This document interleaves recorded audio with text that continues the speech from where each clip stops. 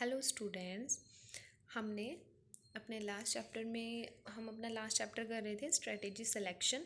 ठीक है, last topic किया था हमने उसमें क्या किया था, हमने स्ट्रेटेजी सिलेक्शंस के बहुत सारे पार्ट्स किए थे।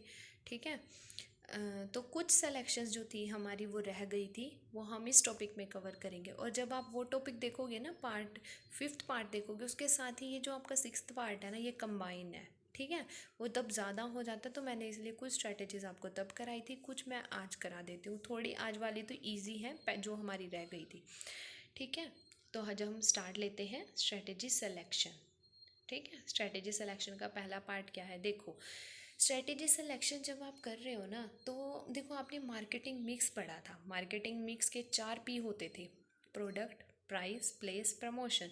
ऐसे ही अब क्या होता है, जब भी आप स्ट्रेटेजी बनाते हो उसके भी हमारे 4 P की स्ट्रेटेजी आपको बनानी पड़ेगी, क्योंकि स्ट्रेटेजी तो आपको हर पॉइंट पे लेके चलनी पड़ती है।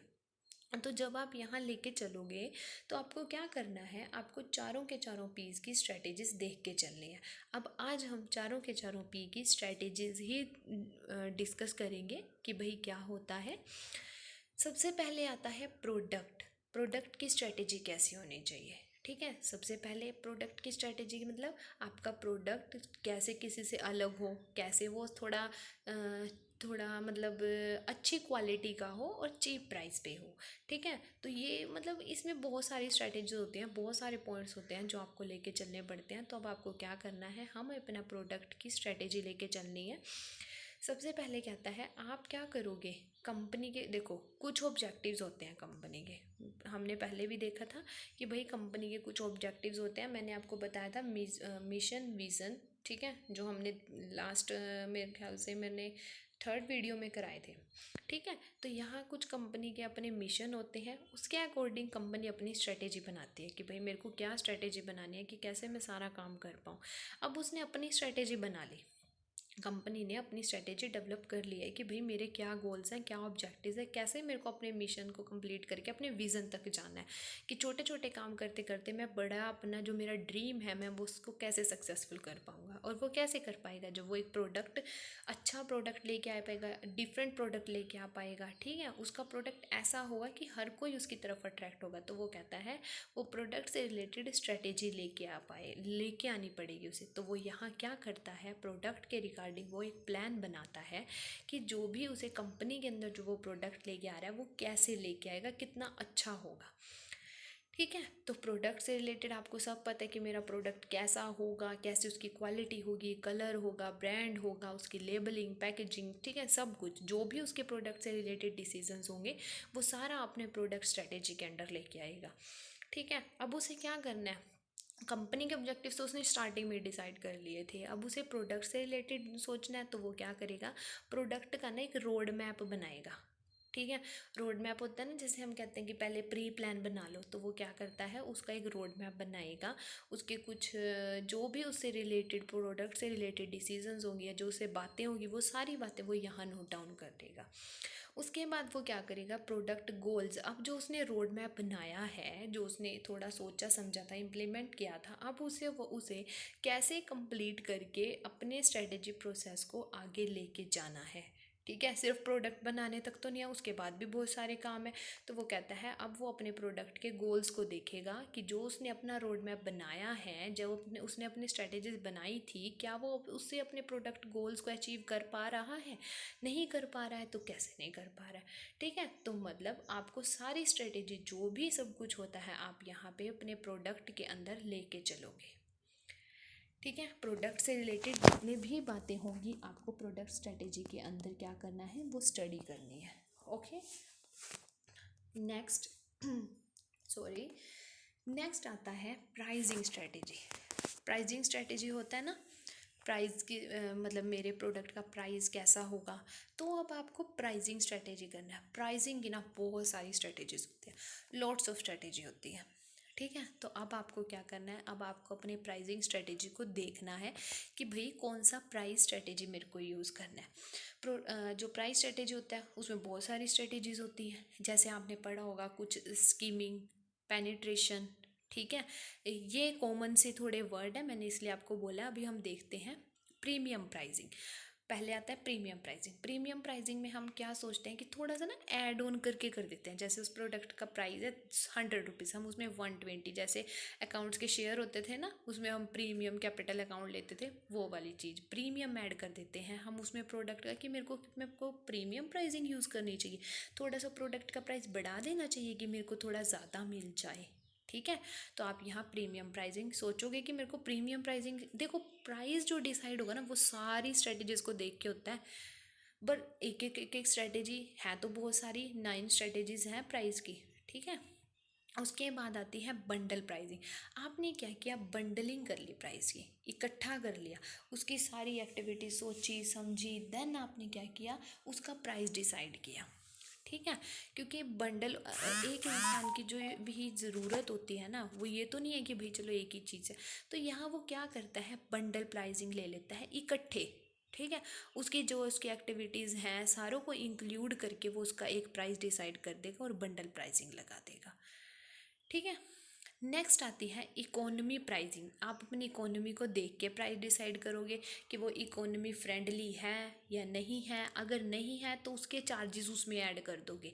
ठीक है, तो आपने क्या करना है, यहाँ पे आपको इकोनॉमी से रिलेटेड भी उसकी प्राइसिंग स्ट्रेटेजी को पहले देखना है, तभी आप उस काम को करोगे। ठीक है, वैल्यू प्राइसिंग, वैल्यू, ठीक है, उस चीज़ की एक्चुअल में वैल्यू बन कितनी रही है, वो प्रोडक्ट की वैल्यू है कितनी, उसके बाद आप उसमें ऐड ऑन करोगे ना, डिस्काउंट दोगे, प्रीमियम ऐड करोगे, जो भी कुछ करोगे वो उसके बाद करोगे, लेकिन पहले आप उसकी वैल्यू प्राइसिंग करोगे कि भाई जो उसकी एक्चुअल में वैल्यू है, मेरे को वो वैल्यू उसकी मिल भी रही है, या मैं उसे कवर कर पा रहा हूँ या नहीं कर पा रहा हूँ।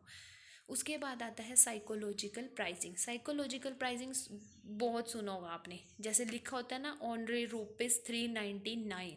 ठीक है, बंदे की सोच में तो ऐसा डाल देते हैं कि भाई सिर्फ 399 का ही है, 1 रुपया ही तो कम है। वो साइकोलॉजी होता है कि बंदे को अपनी तरफ अट्रैक्ट करने का होता है।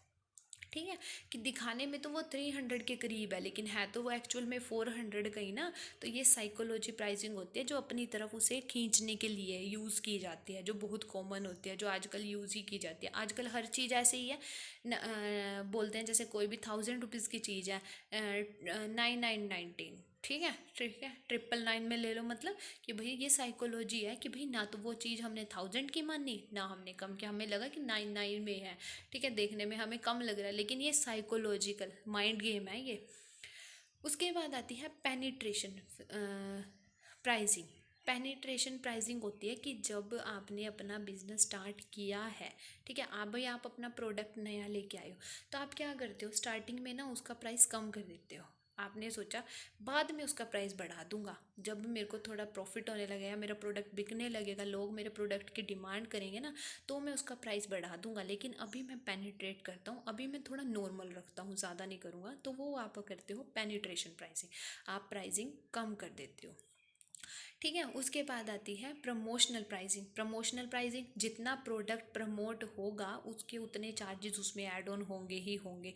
ठीक है, जैसे एडवर्टाइजिंग है, अगर एडवर्टाइजिंग की जा रही है प्रोडक्ट की, तो उसका प्राइस कहाँ से कवर हो रहा है, कस्टमर से ही तो कवर हो रहा है ना। तो उसका जो भी प्रमोशनल चार्जेस उस पर होंगे, तो वो सारे भी हम कहाँ से रिकवर होते हैं, वो भी एक कस्टमर ही रिकवर करता है। ठीक है, कस्टमर से रिकवर करे जाते हैं, सॉरी। ठीक है, तो प्रमोशनल प्राइसिंग भी उसके साथ ऐड होंगे, जितनी महंगी ऐड होगी उसका थोड़ा थोड़ा पोर्शन होता है बस उसमें ऐड। ठीक है, थोड़ा थोड़ा सा ही वो रिकवर कर लेते हैं। उसके बाद आता है प्राइस स्कीमिंग। प्राइस स्कीमिंग का मतलब होता है, जैसे बोलते हैं ना क्रीम, स्टार्टिंग में आप चाहते हो कि भाई बहुत अच्छा वाला प्राइस रख दूँ कि मेरा सारा प्राइस शुरू में ही कवर हो जाए, कि बाद की तो बाद में सोचेंगे, क्या पता चले ना भी चले। तो आप स्टार्टिंग में क्या करते हो, आप उसकी क्रीम निकालना चाहते हो, तो आपने क्या किया, प्राइस स्कीमिंग, आपने शुरू में ही प्राइस का बहुत ज़्यादा हाई प्राइस रख दिया उस चीज़ का। ठीक है, वहाँ से आपने अपने चीज़ों का कॉस्ट कवर करना सोचा। ठीक है, उसके बाद कॉस्ट बेस्ड प्राइसिंग, ये तो वर्ड से ही क्लियर है कि उस प्रोडक्ट की कितनी कॉस्ट आई है, कितने का वो प्रोडक्ट बना है, उसके अकॉर्डिंग आप उसका प्राइस डिसाइड करोगे कि भाई मेरा प्रोडक्ट अगर 80 रुपीज़ का बना है, तो मैं उसका क्या रखूँ, मैं उसमें 10 रुपये अपना मार्जिन रख देता हूँ प्रॉफिट का, 90 का बेच दूँ, सॉरी 90 का उसका प्राइस रख देता हूँ। तो ये होता है कि हम अपनी कॉस्ट देख के उसके अकॉर्डिंग हम अपनी प्राइस को डिसाइड करते हैं। तो ये सारी होती हैं हमारी प्राइसिंग स्ट्रेटेजीज। जो भी आप अपना प्रोडक्ट का प्राइस डिसाइड करते करते हो तब आप ये सारी की सारी स्ट्रेटेजीज़ को पहले देखते हो, समझते हो और फिर इनका इकट्ठे करके और कैसे मेरे को ये अप्लाई करनी है तब आप ये सारा काम करते हो। ओके, 2P हो गए, product strategy, pricing strategy. Then next आता है अब हमारा place strategies. Place strategies, distribution strategies, channel कैसा होगा आपका, ठीक है, स्ट्रेटेजीज का चैनल कैसा होगा कि भाई आप अपने चैनल को कहाँ तक लेके जा पाओगे, कैसे लेके जा पाओगे, प्रोडक्ट आपको कैसे देना है, लोगों तक कैसे पहुँचाना है, ठीक है, चैनल क्या रखो। डिस्ट्रीब्यूशन चैनल जो होता है ना वो बहुत ही अच्छा माना जाता है। देखो जैसे ही कहता है कि डिस्ट्रीब्यूटरों ने, जैसे वाइटनम और ए कंट्री ने एशियन, जैसे कहते हैं कि भाई ये ना इन्होंने वैसे बताए हैं कि भाई जैसे इन्होंने उनकी स्ट्रैटेजी लेके चली है कि भाई जैसे वो किसी जगह की स्ट्रैटेजी लेके चलते हैं। स्टार्टिंग में अगर आप स्ट्रैटेजी लेके चल रहे हो तो आप चैनल तो डिसाइड करोगे कि आप सीधा प्रोडक्ट कस्टमर तक पहुंचाओगे, ऑनलाइन हो गया जैसे सीधा वहां तक पहुंचाओगे, या बीच में आप होलसेलर, रिटेलर, एजेंट को लोगे। तो उनके अकॉर्डिंग आपकी यहाँ स्ट्रैटेजीज डिसाइड करी जाएंगी। पहले आप स्ट्रैटेजी सोचोगे कि मैं कौन सी स्ट्रैटेजी फॉलो करूँ कि भाई मैं अपने प्रोडक्ट को अपने कस्टमर तक लेके जाऊँ। स्ट्रैटेजी बनाने के बाद ही तो आप चैनल को यूज़ करोगे, देन आप अपने चैनल्स को यूज़ करोगे भी भाई जो जो आपने उसमें लेना है, रिटेलर लेना है, होलसेलर लेना है, तो आप उसमें ऐड ऑन करते रहोगे और अपने चैनल को डिसाइड करते रहोगे और उनकी सर्विसेज को इम्प्लीमेंट करोगे, देन आप वो प्रोडक्ट लोगों तक पहुँचाओगे। फिर क्या होता है, वो कहता है कि डायरेक्ट डिस्ट्रीब्यूशन, आप डायरेक्ट डिस्ट्रीब्यूट भी कर सकते हो। जैसे अब ऑनलाइन है, ना रिटेलर आया ना होलसेलर आया बीच में, क्योंकि कुछ ना कुछ मार्जिन तो उनका भी ऐड ऑन होता है ना। तो वो कहता है आप डायरेक्ट भी क्या कर सकते हो, उस प्रोडक्ट को डायरेक्ट डिस्ट्रीब्यूट भी कर सकते हो, डायरेक्ट कस्टमर तक भी उस प्रोडक्ट को पहुंचा सकते हो। जैसे हाई इनकम सेगमेंट, उसमें ये होता है कि भाई उसमें ना ज़्यादा इनकम, हमें ज़्यादा वो होती है कि इनकम ज़्यादा हो सकती है। क्यों? क्योंकि जो मिडल मैन था उसकी कॉस्ट तो रही नहीं, वो कॉस्ट कवर हो चुकी है, ठीक है। तो आप यहाँ क्या कर रहे हो, तो आपके यहाँ इनकम ज़्यादा होने की, जैसे रियल इस्टेट कंपनीज करती हैं, ये उसने उसका एग्जाम्पल दिया हुआ है। तो प्लेस डिस्ट्रीब्यूशन भी बहुत ज़्यादा इम्पोर्टेंट होती है, ठीक है। प्लेस डिस्ट्रीब्यूशन में इतना ही था कि भाई आप उसका प्लेस डिसाइड कर रहे हो, मेरे को कैसे, कब, क्यों, ठीक है, कैसे वो पहुंचाना है, क्या ट्रांसपोर्टेशन आएगी या फिर कौन कौन बीच में आएंगे, ठीक।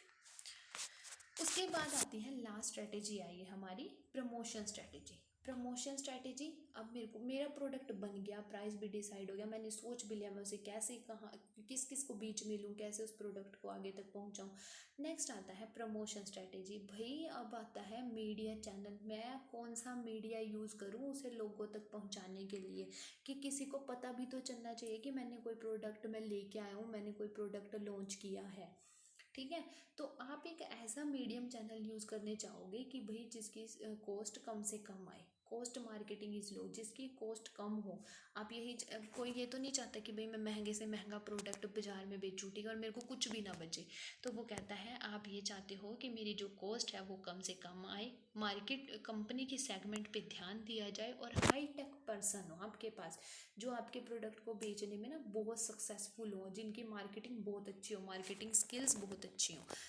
सोशल नेटवर्क, आजकल हम देख सकते हैं कि जो सोशल नेटवर्क है वो बहुत ज़्यादा रैपिड डेवलप हो रहा है, बहुत जल्दी जल्दी डेवलप हो रहा है, ठीक है। तो आप क्या करते हो, उसके बाद आप ये चाहते हो कि भाई मेरा ब्रांड नेम हो, मेरा ब्रांड एक ऐसा हो कि जिसे देख के ना हर कोई अट्रैक्ट हो मेरी तरफ, हर कोई यही चाहे कि भाई हाँ मेरे को ये ब्रांड चाहिए, ठीक है। तो मीडिया चैनल्स आप देखोगे। अब ये कहता है कि जब भी आप मार्केटिंग करते हो उसमें आपके पास बहुत सारे मीडिया अवेलेबल होते हैं, मीडिया चैनल ना आपके पास लोड्स ऑफ अवेलेबल होते हैं। जैसे आजकल क्या करते हैं, जैसे जैसे किसी ने अपनी ट्यूशन क्लास ओपन करी, वो क्या करेगा, अपने फेसबुक पेज पे डाल देगा, इंस्टाग्राम पेज पे डालेगा, व्हाट्सएप पे डालेगा, यूट्यूब चैनल होगा अगर उस पर डालेगा, तो वो इसके थ्रू एडवर्टाइजिंग करता है, ठीक है। क्योंकि अगर वो इन चैनल्स के थ्रू एडवर्टाइजिंग कर रहा है ना तो उसे कॉस्ट बहुत कम आती है, बिल्कुल माइनर सी कॉस्ट आती है, क्योंकि वो अपने डाटा से ही ये सब कुछ कर पाता है, ठीक है। उसके बाद कहता है कंपनी वेबसाइट। कंपनी की वेबसाइट से तो तभी फ़ायदा हो पाएगा जब उसका एक अच्छा ब्रांड नेम होगा। अगर उस प्रोडक्ट का कोई ब्रांड नेम ही नहीं है तो आप कैसे सम अप कर पाओगे, ठीक है ना। तो वो कहता है कि कंपनी की वेबसाइट पे तो तभी फ़ायदा है जब उसकी एक इमेज डेवलप हो जाएगी, उसकी एक गुडविल बन जाएगी, ठीक है। तो अब आपने क्या करना है, सारी चीज़ों को सोच के ना फिर एक स्ट्रैटेजी बनानी है। ये नहीं है कि भाई चलो हाँ बनाई, एक स्ट्रैटेजी थी बनाई और दैट्स इट। क्योंकि अब क्या करना है आपको, तो हर एक चीज़ पे, हर एक पॉइंट पे चाहिए भाई हाँ मैंने क्या किया है, कैसे किया है। ठीक है, तो आपने क्या करना, चारों के चारों जितने भी हमारे पीस होते हैं, आपको सारे पीस के बारे में पूरा सोच के समझ के फिर चलना है। ठीक है, तो आज जो हमारी स्ट्रेटेजीज थी वो हमारी स्ट्रेटेजीज इतनी ही थी। यहाँ हमारी स्ट्रेटेजी सिलेक्शन का जो टॉपिक है वो कंप्लीट होता है। हम नेक्स्ट, पहले हम इसकी गूगल मीट करेंगे, उसके बाद नेक्स्ट हम इसका एक नेक्स्ट टॉपिक हम इसका स्टार्ट करेंगे। ठीक है, और अगर किसी को भी किसी भी पॉइंट में कोई भी प्रॉब्लम है तो वो कमेंट सेक्शन में मेंशन कर सकता है। Okay okay dear, thank you.